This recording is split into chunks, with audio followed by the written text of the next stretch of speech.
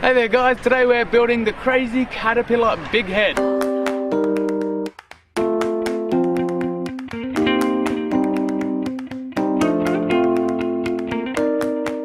Make sure you check out the description below, which has a list of all the tools, materials, alternative elements which could be used to swap out for this piece, as well as any other elements which could connect to it in some way.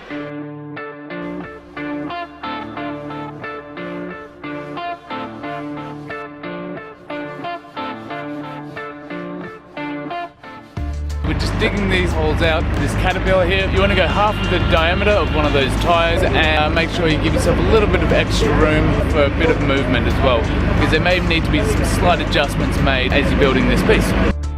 Once you've got the two tyres sitting horizontally, marked and drilled, then you can get the third tyre, pop it on vertically, mark those out again, and you've got to be quite careful with those markings because you have less room to work with. Bolt those through and you've got a set of 3. Now you can make this caterpillar as long as you like.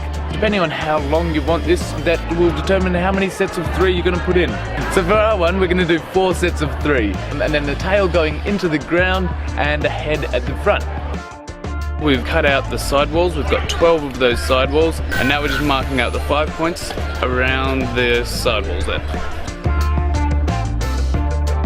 We're just going to make a template first. As you can see going on right here, we've got 2 connection holes at each point. So this one's going to be the template. We're making them a little bit larger, these holes, so they're easy to mark out, and they're all going to be the same. And we can lay this tyre on top of another tyre that we've already cut out, and just mark that out.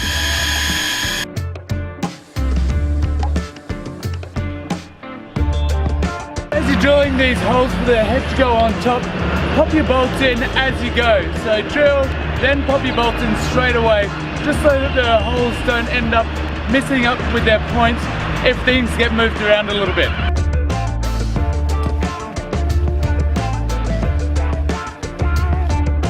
Now we're gonna paint from the top to the bottom.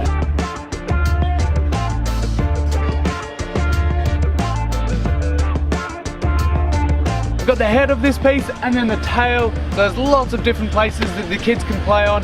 Make the tail as long as you like. Incorporate it with other elements that you've got in the playground as well, and enjoy. So this design, as well as all of our designs, are made to be used in conjunction with the free safety handbook, which is available from the website. It's just down there. Hey, what did you think of the video? Please let us know down below in the comments. And please don't forget to like and subscribe so you can see more of what Patrick's doing in India. You can go and visit playgroundideas.org, which has 150 designs and all the resources that you need to build an awesome playground. And lastly, we've got a ton more videos to watch, so check them out here.